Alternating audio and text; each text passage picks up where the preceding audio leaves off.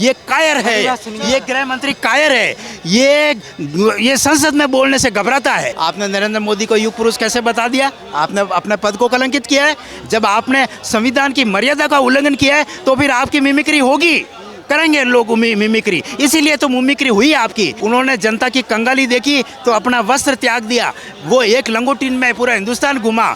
आप उससे तुलना कर रहे हो नरेंद्र मोदी की। लेकिन जाटों का अपमान कहना उस टाइम नहीं दिखा। इस टाइम किसान जो है धरने पर बैठे हुए थे, जिस टाइम का किसान की बेटियां जो है संघर्ष कर रही थी, जिस टाइम पहलवानों की बेटियां संघर्ष कर रही थी, उस टाइम उनको नहीं दिख रहा था जाट का अपमान हुआ। गृह मंत्री ऐसा है, मीडिया में जाके वहाँ बयानबाजी करता है, मगर संसद में आकर उसको बोलने से डर लगता है। क्यों? कि वो जानता है मीडिया में कुछ भी बोलूंगा तो मीडिया तो मेरे गुलाम है। इन्होंने जानबूझ के ये बखेड़ा खड़ा बवाल मचाया, इसलिए ताकि दूसरे जो मुद्दों पे जनता का ध्यान भटका सके। दांत निकाल के हंस रहे थे, शर्म आनी चाहिए। अगर कोई व्यक्ति किसी की मिमिक्री कर रहा है और मैं उसका वीडियो बनाऊं तो इसका मतलब मैं अपराधी हो गया, मेरे को जेल भेज दो। और क्या करोगे? ये अकेले अगर सांसद में बैठना चाहते हैं तो बीजेपी के मुख्यालय में भी चला लेना है फिर सांसद को। इतने गंदे शब्द उसने विधानसभा में बोले, और वो जगदीप धनखड़ जो उपराष्ट्रपति कहता है अपने आप को, वो बैठा बैठा सुन रहा है। से इंडियन कल्चर में ये एक मिमिक्री होना एक आम बात है। हम वर्षों से देखते आ रहे हैं इंडिया में जो बड़े बड़े सेलिब्रिटी होते हैं, चाहे अमिताभ बच्चन हो, सचिन तेंदुलकर हो, बाबा रामदेव हो,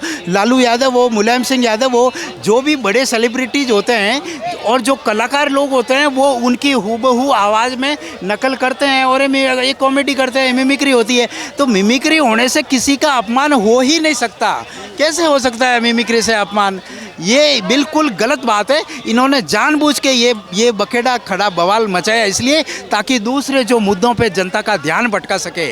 मुद्दे की बात ये है कि आप 140 सांसद जनता के चुने हुए, उनको आपने निलंबित कर दिया। आपने महान घृणित कार्य किया है। इस कार्य को दबाने के लिए, इसको भटकाने के लिए मिमिक्री का बवाल खड़ा किया। मिमिक्री से किसी का अपमान नहीं होता है।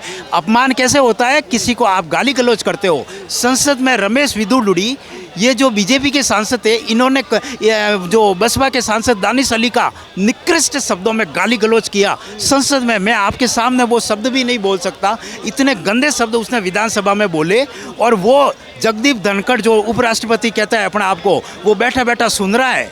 और उसके पीछे कौन बैठा था? हर्षवर्धन और कानून मंत्री रविशंकर दांत निकाल के हंस रहे थे। शर्म आनी चाहिए। तुम कानून मंत्री हो, वो स्वास्थ्य मंत्री हो, वो गंदे गालियां बोल रहे हैं और आप पीछे बैठ के दांत निकाल के हंस रहे हो।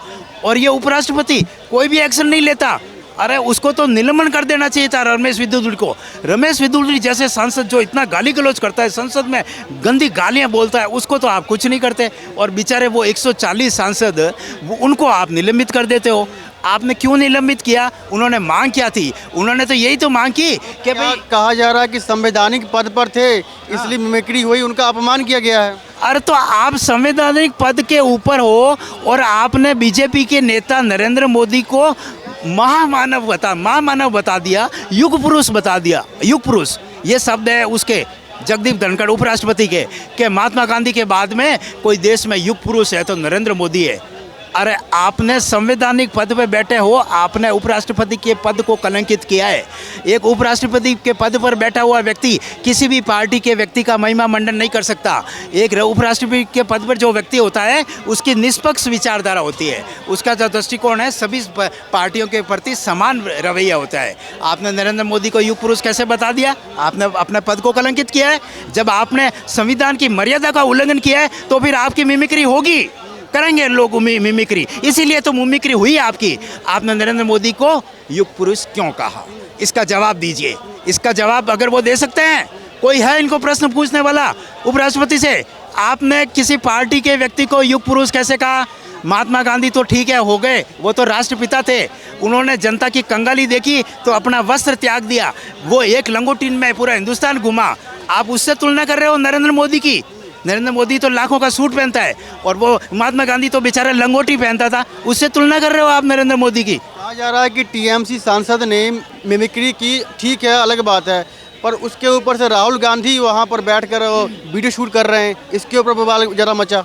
मेरे को एक बात बताइए, कानून की कौन सी धारा में ऐसा लिखा हुआ है कि कोई व्यक्ति किसी की मिमिक्री कर रहा हो तो आप उसको वीडियो शूट करोगे तो आपके ऊपर ये धारा लगेगी, आपको जेल भेज दिया जाएगा?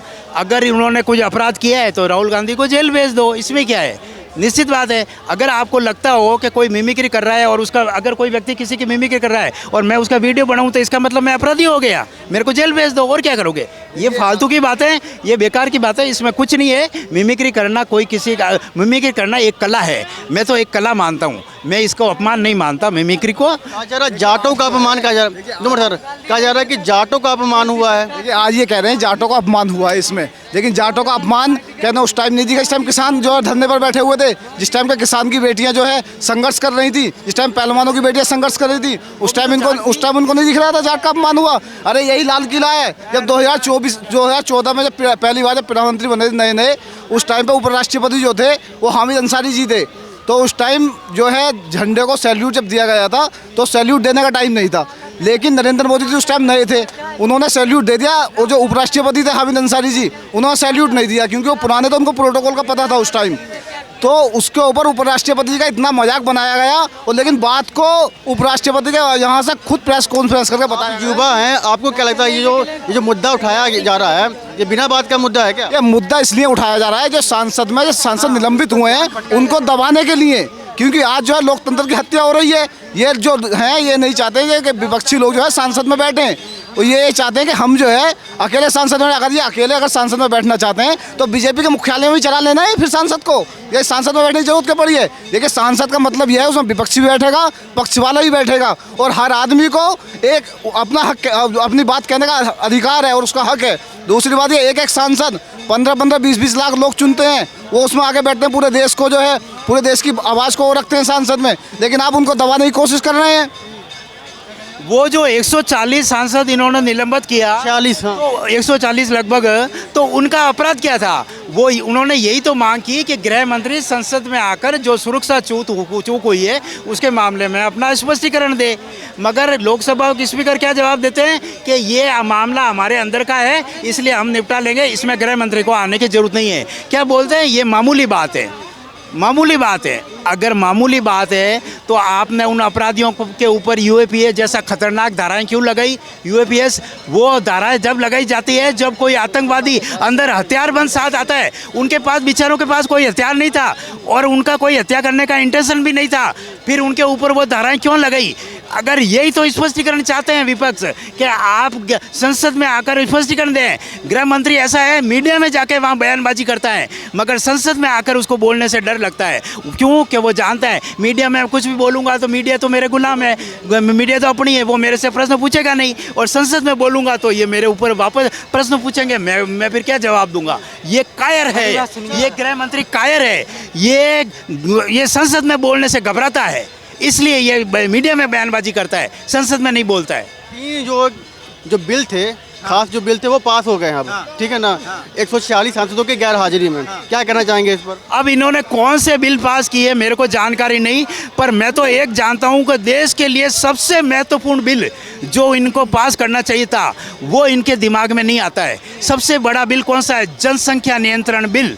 आज देश में जनसंख्या कितनी बढ़ रही है और देश में जनसंख्या असंतुलन हो रहा है। ये हिंदुत्व के नाम पे वोट मांग रहे हैं, मगर इनको क्या पता नहीं है देश के अंदर जनसंख्या, एक जाति विशेष की जनसंख्या हिंदुओं की तुलना में 4 गुना बढ़ रही है, मगर जानबूझ के ये जनसंख्या नियंत्रण बिल नहीं लाते। ये जानते हैं कि हिंदुओं को भविष्य में खतरा है, मगर जानबूझ के इन्होंने खतरा पैदा कर रखा है हिंदुओं के लिए, जानबूझ के नहीं लाते। हिंदुओं के नाम पे वोट मांगते हो, मगर तुम गौ हत्या को बढ़ावा देते हो,